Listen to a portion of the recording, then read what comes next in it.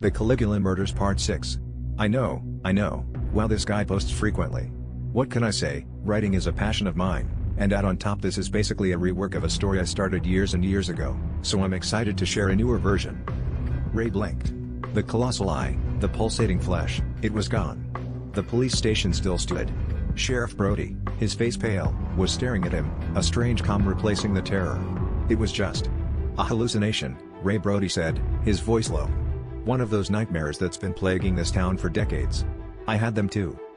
Back when I was a rookie. Ray's heart hammered in his chest. A hallucination? But the terror had felt so real. Brody continued, when I was young, a cult worshipped the old ones. Ancient, powerful beings. They brought the nightmares, the visions, the madness. We managed to stop them. Scattered them, but not before. Well, it left its mark on Wailington. Relief washed over Ray. The sheer insanity of the last few hours began to fade. He was still shaken, but he wasn't alone. At least he had one ally who understood the horror he'd been facing. So, the raccoons. The cave. It's all part of the curse? Ray asked, the weight of the past few months slightly easing. Not exactly a curse, Brody clarified. More like a lingering echo. Something stirred, something woke. Al saw one once, many years ago, something like what you described. A horror. Beyond words. I barely escaped with my sanity intact. You should have told me sooner, Ray. Together, we can face this.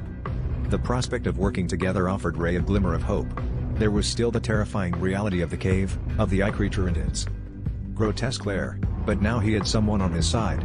This strange alliance, this shared burden of knowledge, felt stronger than the terror that had threatened to consume him. This time, however, there was also a cold dread in the air. The old ones had returned, and this time, they weren't hiding their presence. The next morning, the snow stopped, revealing the devastation. Trees were twisted, roads were blocked, and a strange stillness hung over Wailington. A creeping dread settled over the town, a quiet that felt heavier and more menacing than the storm that had passed. In the distance, they could hear the unsettling screech of the mutant raccoons, their cries now echoing closer than ever before. Something more powerful than these animals was pulling the strings, orchestrating their savage attacks.